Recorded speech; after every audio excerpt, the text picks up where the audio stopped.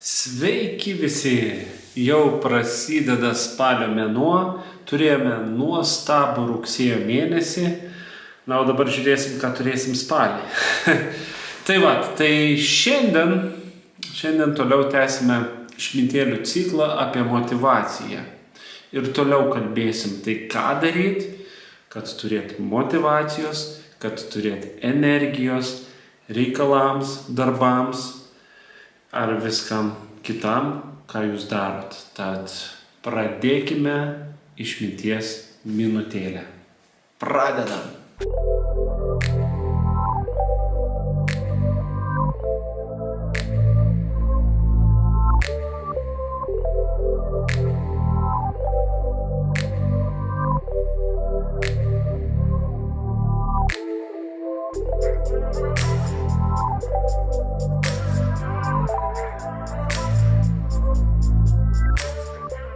Taigi, kaip ir sakiau, dabar bent jau paskutiniuose 3 išmintėlėse kalbėjome apie motivaciją ir toliau tęsime šitą temą.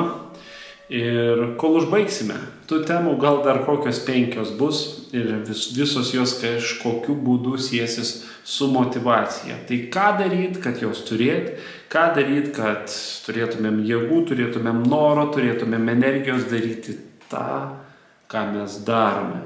Kartais, aišku, mes darome tos dalykus, kurie mums nepatinka ir mes juos turime padaryti. Tai netgi ir apie tokius dalykus pakalbėsime. Tai ką daryti, kad netgi, kai kažkas nepatinka, iš kur turėti jėgų visą tai padaryti. Gerai, tai jau esame kalbėję apie principą žingsnis po žingsnio, apie sunkumus kartais, kurie mus užklumpa ir atima iš mūsų energiją. Na, o šiandien pakalbėsime apie laiko švaistymą. Laiko švaistymą, kurį mes pasirenkam patys švaistyti ir paskui galvom, eina savo, laiko neturiu. Eina savo kaip tingiu, eina savo kaip nenoriu nieko daryti. Kaip viskas neįdomu, noriu tiesiog atsigulti ir pamiegoti. Arba kartais būna net taip. Žmogus iššvaisto laiką ir galvoja, šitam reikalui neturiu laiko. Ir netgi žmogus net nepabando to, ką nori pabandyti. Galbūt jis apie tai svajoja, galbūt jisai svajoja tuom užsiimti, tą daryti ir panašiai, bet jisai galbūt jaudinasi, bijo ir skiria laiką ne bandymui to, ne iššūkio priėmimui, bet pasižiūri kažkokį serialą, filmą,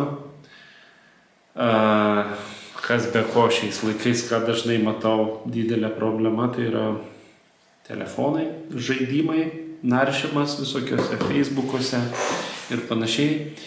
Ir taip žmogus prasėdi ir pasižiūri laiką, jau viskas, turiu kitą reikalą, turiu kitą planą, turiu tą padaryti, turiu aną padaryti. O šitam dalykui, kur galbūt jis turi svajonę, kur jisai nori kažką daryti, bet nedrįsta, jis taip ir atideda.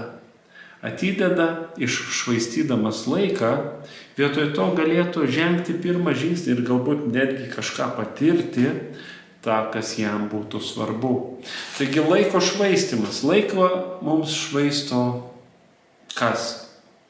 Ogi mes patys. Dažniausias atsakymas yra, aš pats pasirenku švaistyti laiką. Aplink mane gali būti daug įvairių dirgiklių, kurie mane kvies. Ateik pas mane, ateik, aš tave apsaugosiu, aš tau padėsiu, aš tau leisiu pailsėti, atitrūkti nuo visų baisybių, nuo visų stresorių ir panašiai. Kartais gerai yra tokie dalykai atitrūkti, pailsėti ir netgi reikia. Mes ne vieną kartą šiame kanale kalbėjom, kad žmogui reikia mokytis ilsėti, nes jeigu tu pailsi, tu atgauni jėgų ir tu turėsi noro kažką toliau daryti. Bet šiandien kalbame apie tos dalykus, kurie yra bereikšmiai. Tokie dalykai, kurie net nepakrauna tavęs, tau tik atrodo, sudaro tau tokią iliuziją, kad tau padeda, kad tau kad tu pailsi, bet iš tikrųjų nei kiek tu nepailsi. Tavo kūnas nepailsi, tavo siela arba psichika taip pat nepailsi. O tu save apkrauni visokiais tokiais Facebookais, TikTokais, kur vėlgi klausimas, ką tu ten žiūri. Gali žiūrėti naudingus dalykus, kurie tave pakrautų, suteiktų tau jėgų ir energijos, bet gali žiūrėti ir tokius, kurie yra video ar straipsnius skaityti, kurie yra visiškai bereikšmiai. Ta, ką ir matome žiniasklaidoje, tarkim. Aš jos kadangi neskaitau, nes aš nenoriu gaišti laiko, tai kartais išgirstu iš žmonių, kartais studentai pasidalina, kartais mokiniai pasidalina tai, kas ten toj žiniasklaidoj šurmuliuoja ir dažnai pasakoja dabar kažkoks ten buvo kažkokie influenceriai, kurie ten skyrėsi, konfliktas ir panašiai. Ir žmonės skaitydami, žiūrėdami apsikrauna kitų žmonių problemų. Ar aš skaitydamas to žmogaus istoriją galiu jam padėti kaip nors? Ne, nes aš jo net nepažįstu, nežinau, kur gyvena ir taip toliau. Tai kokia man iš to nauda? Net aš tam žmogui padėti negaliu, net aš su juo pasikalbėti negaliu. Aišku, ten žmonės rašo komentarus, bet tų komentarų tūkstančiai. Klausimas, ar įmanoma perskaityti?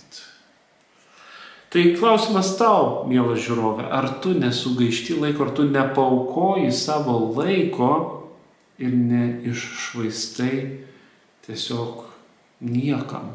Suprantu, jeigu būtų žmogus, ten iš tikrųjų kažkokia problema, galbūt ir yra problema, bet toj problemui gali padėti tik arti esantys žmonės, kurie pažįsta tą žmogų. O ten galvot, kaip ten sekasi, kaip serialas koks nors gaunasi. Tu žiūri kaip kažkokį serialą, kuris yra sukurtas, nors galbūt čia ir nėra sukurta, tiesiog tai yra kito žmogaus gyvenimas. Bet ar tau nauda kažkokį? Aišku, vėl sakysit, o kodėl aš turiu naudą gauti? Ne visais atvejais man reikia naudą, galbūt aš galiu kažkam padėti, bet ar čia padedat tam žmogui? Ar jūs jums kažkas padeda? Ar jūs neišvaistot laiko, kur vietoj to galėtumėt kažką naudingo nuveikti? Kas jūs praturtintų, žinių suteiktų, galbūt gebėjimus patobulintumėt, galbūt padėtumėt kitam žmogui ir padarytumėt gerą darbą. Vietoj to, kad vien tik skaitau, žiūriu ir nieko iš to tenai man ar kažkam kitam nieko nėra. Na, aišku, ten jūsų tas peržiūros suteikia žmogui populiarumą. Populiarumą, iš ko jisai gauna pinigų. Tai mes turim kartais turėti išminties, kad pasielgtumėm išmintingai. Ir šitoj vietoj atsimenu, viena pažįstama mano pasakojo tokį atsitikimą Suomijoje. Buvo tokia grupė Lordi, kuri Eurovizijoje dalyvavo.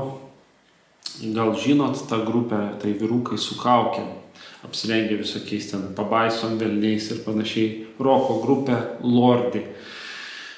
Ir visi žinojo Suomijos, visi Suomiai žino, kad jie niekur nepasirodo be kaukių. Ir vienas toks žurnalistas slapta jos nufotografavo be kaukių. Ir paviešino, kaip jie atrodo be kaukių savo tam žurnale ar laikraštyje. Tai spėkit, ką žmonės padarė. Žmonės, niekas nieko neragino, niekas nieko nesakė, einam, darom tą, na, ten streikas kažkoks. Bet tiesiog žmonės atėjo į redakciją ir sako, aš noriu atsisakyti prenumeratos, nes jūs elgiatės nesąžiningai. Lordi grupės nariai nenori būti matomi, o čia šitas straipsnis išviešino juos be kaukių, tai jūs pasielgėt nesąžiningai. Ir daugybė žmonių savanoriškai, savarankiškai atėjo ir sako, mums ne prie širdies toks leidinys, kuris elgėsi nesąžiningai. Nu ir paskui atsiprašinėjo, aišku, ten gal aš nežinau, kaip ten baigėsi tam žurnalui. Bet esmė tokia, kad žmonės sąmoningi, masto, analizuoja ir su išmintimi padaro pasirinkimą, kaip iš tikrųjų yra geriau. Tai ir mes turėtumėm skaityti, žiūrėti tai, kas yra naudinga, o ne tai, kas šmeižia kažką. Neaišku, gandai visokiausi, dar vadinami geltonieji puslapiai ar kažkaip. Aišku, vėlgi, šituose dalykuose irgi yra naudingų dalykų. Ir mes vėlgi noriu pabrėžti, turime turėti išminties, ieškoti tiesos. O vat tam pavyzdį su Lorde, kokia yra tiesa? Tiesa yra tame, kad tie žmonės nenori būti matomi be kaukių. Ir visi žino tą tiesą, ir jie gerbia tą tiesą. Nes tai žmogaus pasirinkimas. Ir jo pasirinkimas, nes tai jo gyvenimas. Ir žmonės, pagal sąžinę. O kad sąžinė būtų, reikia suprasti moralinius principus. Tai nešvaistykime laiko tuštybėms, kurios atima iš mūsų energiją, atima iš mūsų laiką, atima iš mūsų norą kažką daryti naudingo savo aplinkiniams arba galbūt net nepažįstamiems. Tai šiandien toks pasvarstymas, tokie pamastymai, kalbant apie motyvaciją.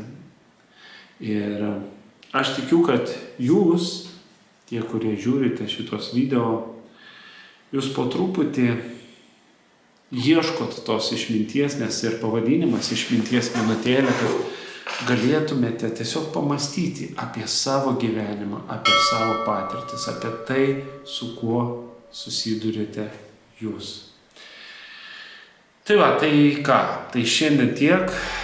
Noriu kaip visada nuoširdžiai padėkoti jums visiems, kad esate kartu, kad dalinatės, kad spaudžiat patiktukus, kad prenumeruojat. Na ir ką, atėjo laikas atsisveikinti ir pasakyti ate, iki kito karto.